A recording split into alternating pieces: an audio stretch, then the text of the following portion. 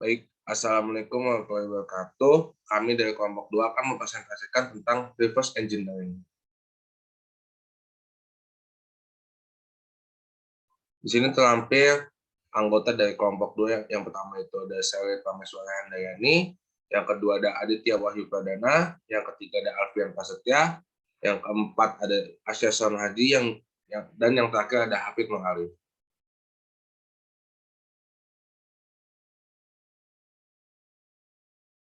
Selanjutnya kita akan masuk ke latar belakang.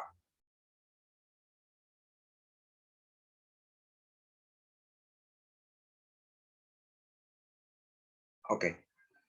Rekayasa balik atau rekayasa mundur atau dalam bahasa Inggris bisa disebut reverse engineering adalah proses penemuan prinsip-prinsip teknologi dari suatu perangkat, objek, atau sistem melalui analisis strukturnya, fungsinya, dan cara kerjanya. Proses ini biasanya melibatkan pemisahan atau perangkat mesin, komponen elektronik, program komputer, atau zat biologi, kimia, atau organik, dan analisis terhadap cara kerja secara terperinci, atau penciptaan perangkat atau program baru yang memiliki cara kerja yang sama tanpa memakai atau membuat duplikat atau tanpa memahami benda aslinya.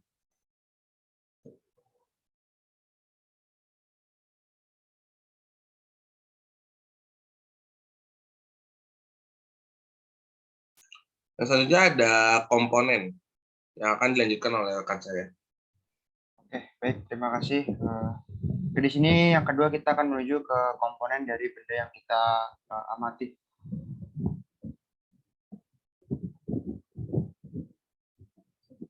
Oke, pada kelompok kami di sini kami meneliti sebuah komponen yaitu yang bernama source brake atau bisa dibilang kampas rem gitu. Nah, apa sih source brake itu? Nah, brake source dalam bahasa Indonesia berarti itu kampas rem tromol atau drum. Brake shoe merupakan komponen pada rem tromol yang bergesekan dengan tromol untuk menghasilkan daya pengereman. Fungsi brake shoe adalah menahan putaran tromol dengan cara bergesekan dengan sisi tromol bagian dalam untuk memperlambat atau menghentikan kendaraan. Material utama PET pada disk PET adalah asbestos.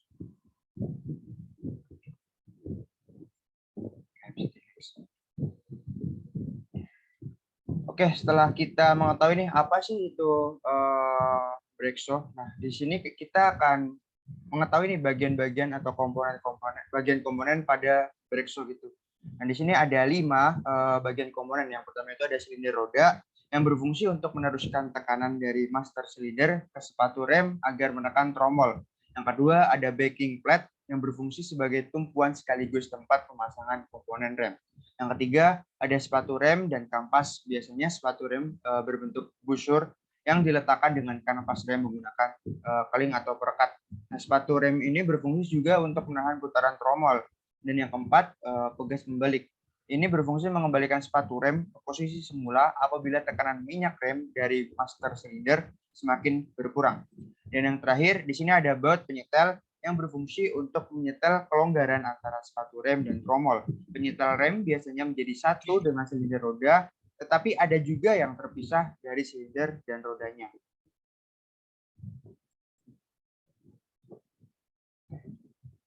Baik, akan dilanjutkan oleh rekan saya.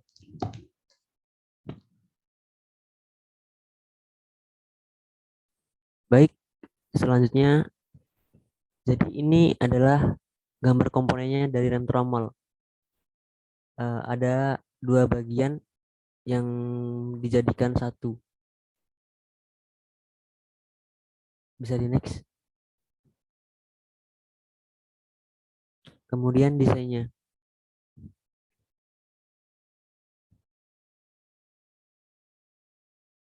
Jadi dari benda kerja tadi yang kelompok kami amati, kemudian kami desain menjadi 4 desain, ada tampak depan, tampak atas, tampak samping, dan isometrik. Bisa dilihat seperti gambar ini. Oke, bisa di next.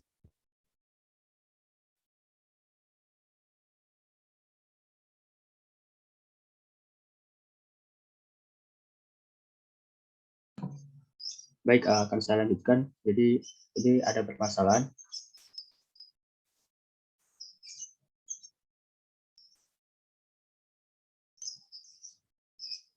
Dalam modifikasi ini, kelompok kami melakukan modifikasi dengan batasan masalah pada material kampas rem. Pada umumnya, kampas rem sepeda motor terbuat dari bahan asbestos dan unsur-unsur tambahan lainnya, seperti SiC, Mn atau CO.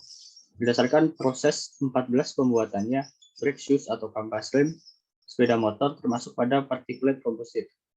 Penggunaan asbes dalam pembuatan kampas rem tidak ramah lingkungan karena memiliki dampak negatif bagi kesehatan, yaitu dapat menyebabkan asbestosis atau fibrosis, yaitu penebalan dan luka gores pada paru-paru, kanker paru-paru, dan kanker saluran pernapasan.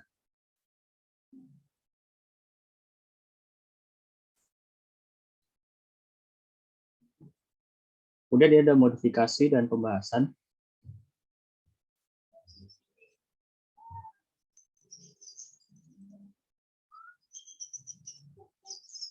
Berdasarkan keterangan yang telah didapat, maka kami berpikir untuk memodifikasi kampas rem dengan menggunakan bahan non-asbestos, yaitu dengan pemanfaatan serabut kelapa dan serbuk kayu sebagai penguatnya, serta menggunakan resin polyester sebagai matriksnya.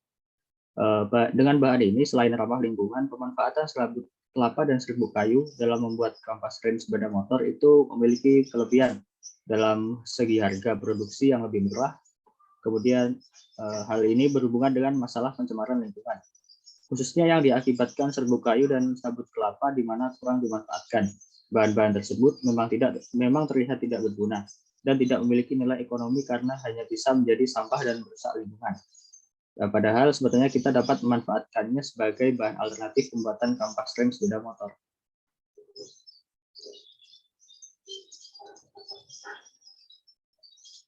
Baik, selanjutnya akan dilanjutkan oleh rekan saya. Oke, baik. Selanjutnya ada kesimpulan.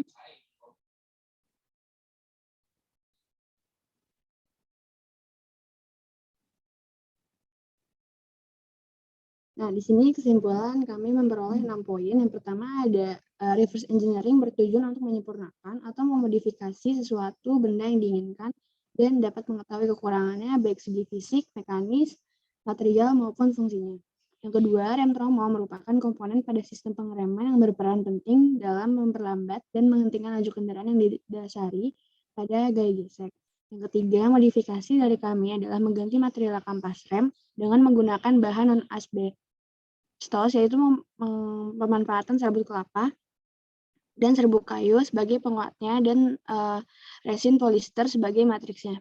Yang keempat, pemanfaatan serabut kelapa dan serbuk kayu dalam pembuatan kampas rem sepeda motor lebih ramah lingkungan dan memiliki kelebihan dalam hal harga produksinya yang lebih murah dibandingkan kampas rem berbahan asbestos. Yang kelima, kampas rem non-asbestos memiliki kelebihan yaitu tidak terjadi slip pada saat keadaan basah karena mengandung komposisi fiber lebih dari satu jenis. Lalu yang keenam, bahan non-asbestos juga memiliki kelemahan yaitu kotoran akibat pengikisan berwarna hitam dan dapat mengotori velg. Nah, di sini kami lampirkan dokumentasi dari hasil diskusi kelompok kami. Ya, kurang lebihnya mohon maaf dari kami. Wassalamualaikum warahmatullahi wabarakatuh.